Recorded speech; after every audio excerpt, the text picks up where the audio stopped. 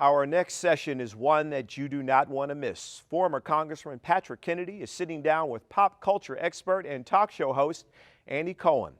Andy Cohen is an Emmy Award-winning host, producer, and author, best known as the host and executive producer of the Emmy-nominated Watch What Happens Live with Andy Cohen, Bravo's late-night interactive talk show. He also serves as executive producer of the Real Housewives franchise and hosts the network's highly rated reunion specials. Join Andy and Patrick as they explore the intersection of pop culture, celebrity status, and our roles in advocacy. Patrick, I turn it over to you. Thanks, Jim, for being our host and for all of your participation with all the panelists and the great dialogue that's taken place so far. Now it's my opportunity and real honor to introduce Andy Cohen. Andy, welcome. I appreciate your being here. Great to see you. Thank you so much. We talked earlier about running into each other at the train station in Washington. I noticed who you were because now that I'm out of politics, I don't get my news primarily from C-SPAN and CNN anymore. Well, I hope you're not getting your news from me, but I appreciate the recognition. Well, you know, my wife and I often will watch the Bravo late at night, and obviously I recognized you, which I guess is a sign that I am getting a new life after politics. Really appreciate you being on. And so let's just jump in. I mean, you know, I'm in politics, so, you know, we react to public pressure in a perfect world. And political pressure is really generated by, you know, public attitudes, and of course, public attitudes by our culture. So we're at a really important time to have a conversation about stigma, shame against people with mental illness and addiction. And as someone who's kind of in the middle of the changing world that we're living in, I was really excited that you could come on and kind of give us your perspective on what you're seeing on so many levels as it comes to a culture change that we're undergoing right now. Feels like, thank you. I mean, it really feels like we're at a fork in the road in terms of how we view so much of what we're talking about here, from mental health issues to racial issues to, you know, just inclusion of minorities in the culture at large. And I think that, you know, I think if we were talking about mental health a little bit, to me, it's fascinating how the views of Britney Spears have changed just over the last year, and really as a result of that documentary that the New York Times put out, and kind of got swept up into a larger conversation of where we're at in terms of how we view people who are struggling with mental health. I think that, I mean, even a few years ago, it was perfectly acceptable to refer to someone as crazy in a public forum in a very casual way. And I think now, you know, you look at that word or other words like it, and there's an empathy about what people are going through in their own lives that I don't think really existed a few years ago, even as recently. And I think if you look at Britney Spears and the conservatorship, I think people weren't necessarily paying attention to it and weren't giving her the grace, because I think a lot of this is about giving someone the grace and the space to say, you might be going through something that I don't understand, or I am not, you know, familiar with, or may seem funny to me, or may seem like something that, you know, I could be casual about. But if we, you know, we're looking at people in a different way now. And I just think the Britney Spears thing is just a really interesting example of people now looking at, wow, this is a woman who, you know, maybe wasn't treated that well in the media. And if you look at the jokes people made about her publicly, and, you know, what is she actually going through, and what is this experience, and how can we maybe look at her with a little more empathy than we have in the past? So Anyway, that's just a broad rambling, but I do think we're at a fork in the road, and it's a really interesting time right now. And I think it's a positive time in a lot of ways. But listen, you're from Washington. I think that the dialogue that was acceptable or considered acceptable during the previous administration was really upsetting. I mean, it was a dialogue of name calling and of making fun of people and just of schoolyard antics. So there are kind of two different things going on in this country right now, and one is kind of an understanding and a sensitivity, and the other is a culture of name calling. So hopefully the sensitivity will prevail. Yeah. Well, that's even more of a reason for people to not take for granted that things are going to go in the right direction, that it's up to them to kind of be more involved, because look what happens when it's our default position. Our default position is to be in a reactive mode. Yep. And that's true of the individual. Like, we live a lot of our lives kind of constantly reacting to, frankly, past traumas and past ways of thinking that keep a lot of us kind of locked on that treadmill without any insight as to what is going on in front of us, because we're in constant reactive mode. And of course, that guy that you were talking about in the White House last time, he knew how to tap into fear, and he knew how to tap into insecurity. And of course, he unlocked that. But in a real sense, a lot of us are locked into that default mode. If we're not struggling to kind of be more mindful and have greater appreciation of the people around us and how our actions affect others. I appreciate what you said about Brittany. My mom was also not only just in conservatorship, she was in a guardianship. My brother and sister, I had to go to court. She'd had 3 near fatal incidents in 1 year because of her alcoholism. And we knew it wasn't going to be long before she died if we didn't get in there and intervene. And thank God we did, because she's alive today. She plays with my kids. She's the only one in my family, and my parents still alive, so my kids get to see her.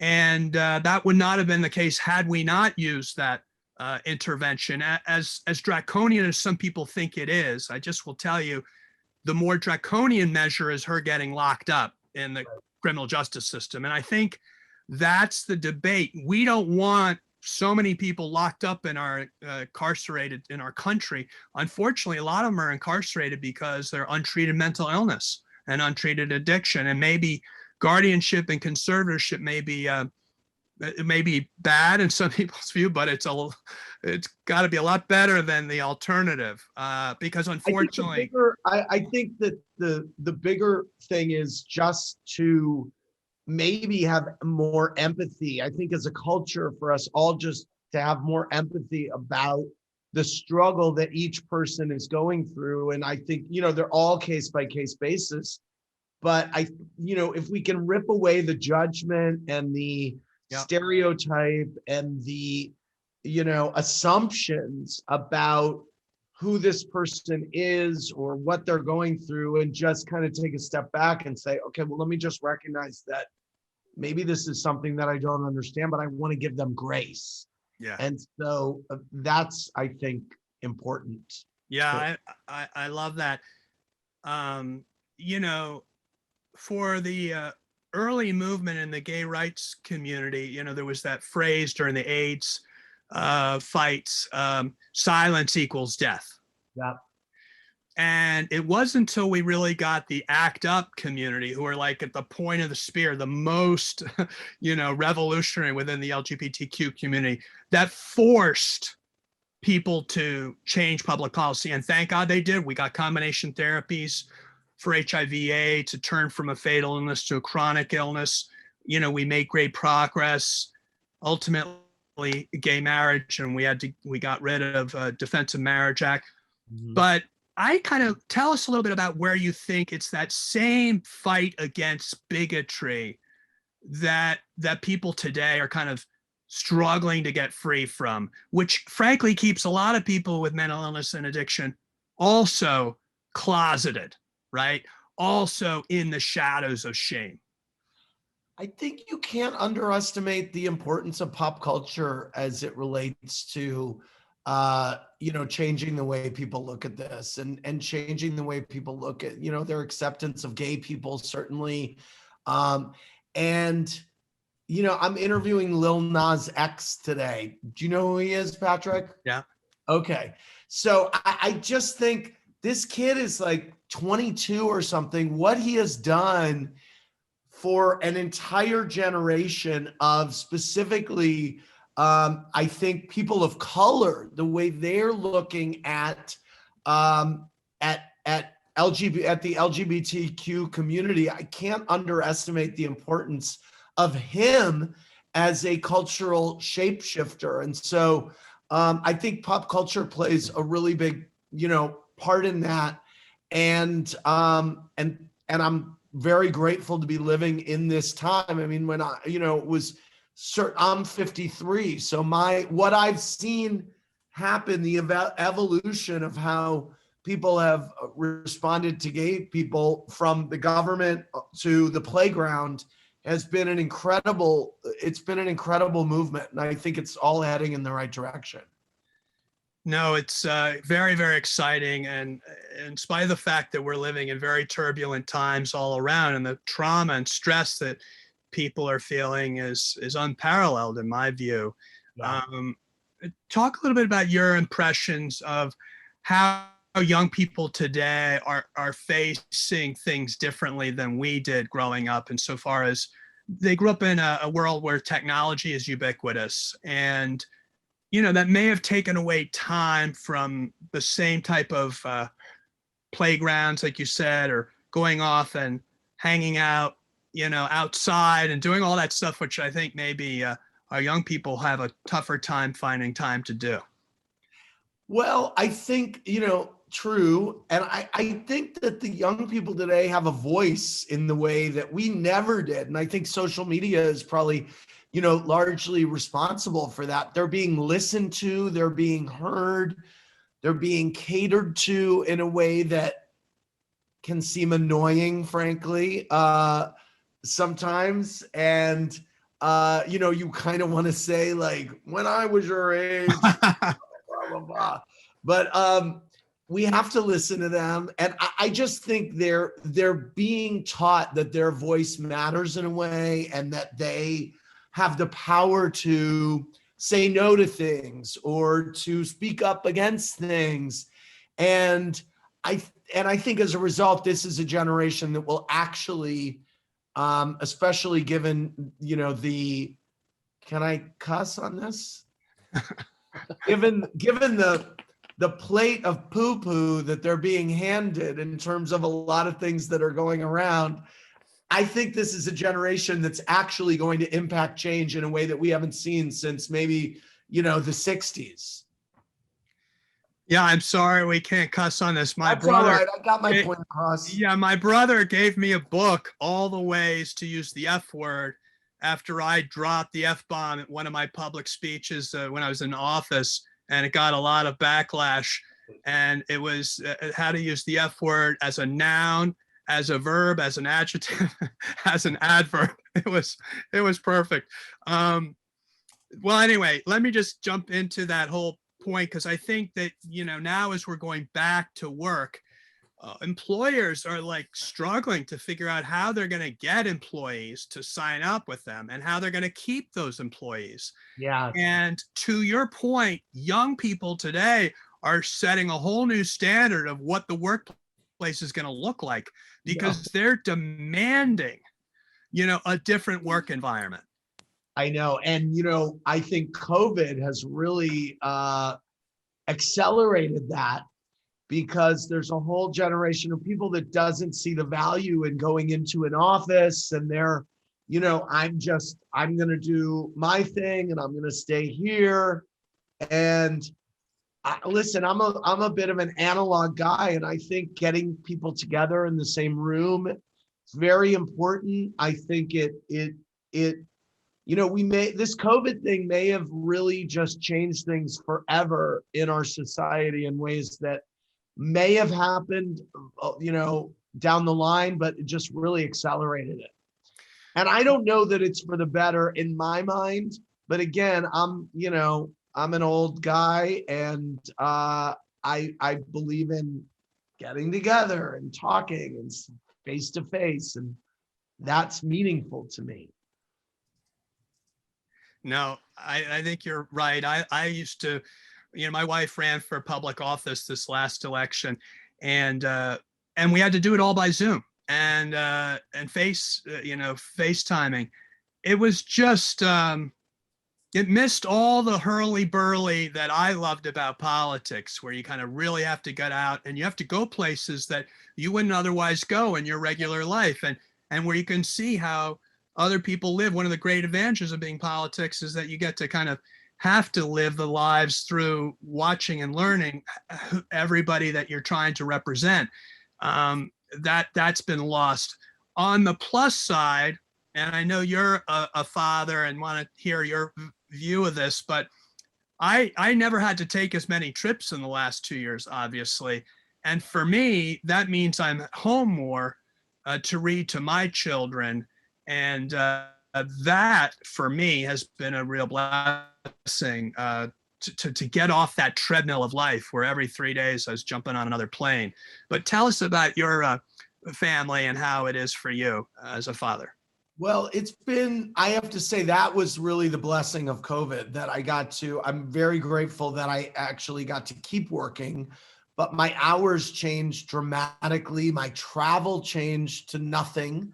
And so I've gotten to wake up with my son every day for almost 2 years and put him to bed every night. And that's time that you're never going to get back. And I think for me, especially as a single parent, I just, I think that bonding time that we had will wind up being of immeasurable importance in the years to come, just as a single dad. And so I'm so grateful for it. It was such a wild byproduct of this whole mess.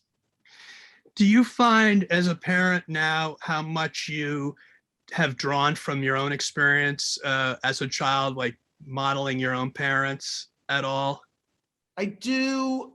I definitely do. And I think that'll come into play more as he grows up, where I insist, no, you need to get a job, or you need to do something, or you're going to camp, and this is why that's important. But I also think a big influence for me has been, I had him at 50.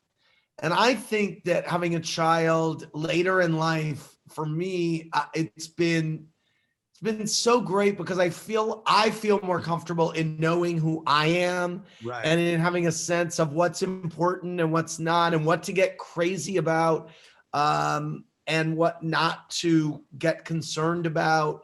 And, so I think that it's caused me to be more laid back as a parent. And I think that there's great value in that. Yeah, I think you're right. Obviously, I didn't get married till I was 43. I've got 5 kids now, and the youngest 3 I just dropped off, but because we have full day pre-K now. And of course, we're hoping if the Build Back Better goes through, that more families across the country will have pre-K. In any event, let me just say, I think you're absolutely right. Setting that foundation and understanding how formative that foundation is, because I believe a lot of mental health issues down the line come from that insecurity that children have when they're not given those bright lines of kind of responsibility and the guidance they get from parents. Yeah. It's great to hear that. I too think that I've obviously I'm in a different place in life. I can focus on them in a way that I might have not been able to as a younger person.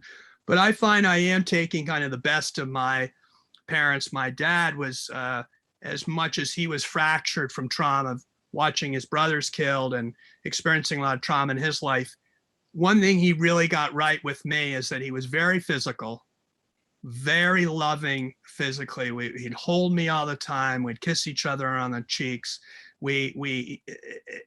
And I just naturally do that. And I'm so grateful that I had that modeled for me. I don't know what your experience is on that front, but my dad wasn't good at talking about mental health. In fact, he wanted to shut it down. When I was doing the mental health parity bill, he was like, do you have to talk about it so much? And until I went to the bookstore and I read all the family secrets that I thought were still secret, I didn't realize that I was, a prisoner to this cultural phenomena that he grew up with. And that is, you can't talk about these things. So, yeah, I'm happy for my kids, as I'm sure you'll be for your child, that they're going to grow up in a world where it's okay to talk about this. And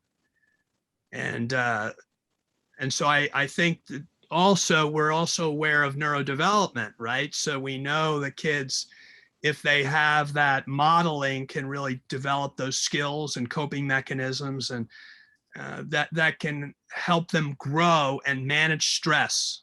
I don't know about you, but growing up, I didn't have the best toolkit for managing stress. I turned to drugs and alcohol at an early age, and it was hard for me to break free from that. But I do think that that's going to be important for our next generation to know how to talk about when they need help, know how to navigate their emotions and their thoughts. I mean, it's foreign to me that you could ever interrupt a thought before it becomes an action. That's foreign to me. Other than in being in recovery, I would not know that I had the choice, if I felt a certain way, not to act on that feeling. But I think the mental health world that we're moving into gives people much more agency and autonomy over their own lives, by giving them the ability to push the pause button, as we say in recovery, so that all of that past default mode doesn't play itself out, as it's doing nationally, with our politics being so, traumatic, and needless to say, all the people who are stuck in this cycle of recrimination and blaming others for their problems. But talk a little bit about how you see, as you watch this cultural shift, what you think people are really looking for in terms of the messaging from our kind of cultural icons. They do follow them in record numbers on their social media. So, but I suppose any of them get a rule book on how to be responsible social media influencers. But that's changing a little bit too, I imagine. I mean, I think that people respond to real life situations these days. So it's not necessarily, God, I'm trying to think of an example of it's not necessarily if Jennifer Lopez posted a video of herself on Instagram talking about how we need to respect each other or whatever. I think it's more of an example of if someone saw something happen to Jennifer Lopez that they could relate to. If she was, she's a bad example. I'm just, if Lizzo was body shamed and you saw her speaking about it from her heart, I think that is something that, causes people to connect into a real life situation and maybe make them think about how they have treated people or the words they've used. So I just think there are a lot more examples in pop culture. And I think in terms of a lot of the shows on Bravo, you see people behaving badly, but then you see what the result of that is, or how, you see a cause and effect. And I think that is something that people relate to. And it, a lot of times people love judging human behavior. And I've made a living off of judging human behavior and people who love judging human behavior. And I think that's one of the reasons people keep coming to watch The Real Housewives on Bravo. It's like, oh my God, but I can't believe she said that. Is she going to get away with that? Or how's the other person going to respond to that? And I think weirdly, it's this kind of sociological tornado that's happening where you can see cause and effect and you can have opinions about it and it can generate dialogues. So it's not all, and some of it is just entertaining and banal noise. And some of it actually, I think, motivates conversation about behavior and stereotypes. And, that's the kind of stuff that I'm interested in latching onto, because it helps me kind of change with the times and move the dialogue along as well. Well, I have to say, you do a terrific job with great equanimity navigating those conversations. Nice. And it gives you a sense of reprieve from the kind of toxic kind of combat that often happens with your guests. And you just have a nice manner, and it kind of gives us a chance to take a deep breath and say, oh, we don't have to jump into that ourselves. Because you can still have a great connection with all of their participants without having to jump into the fire of the conversation. And that, I think, is a good model for all of us, because, we're all living in that world of reactivity to everyone around us and pointing fingers and yelling and screaming and this and that. It's almost helpful when you see that to step back and say, where do I do that, right? Where have I lost that pause button or the ability to step back and see myself for how I come across? I can tell you that's never been something I've always had, other than having in recovery a better appreciation for where I am and how I am. A lot of that, when I watch many of your guests, I'm not sure how much insight they have to how things are rolling in their heads. And I think that's important. I think people can learn. I mean, how do I, if you will, as I said, push the pause button on that reactivity in the brain? Because, some of your guests, it's like their amygdalas are just on fire, and they can't use their prefrontal cortex to push the pause button. They can't. And so hopefully then the people that are watching someone with absolutely no filter and absolutely no ability of what they're, of how to navigate, societal norms, hopefully then it can cause the multitude of people watching to say, this is not acceptable. This is not how we, hopefully it will have that effect and not an emulation. I think that's the Real Housewives got blamed for some of what people connected to about Donald Trump. And it bothered me greatly, because I was like, I would hate to think that this is, in my mind, this is a societal conversation about what's right and wrong and what's accepted and what's not, and what you can get away with and what you can't. So that's where I am with it.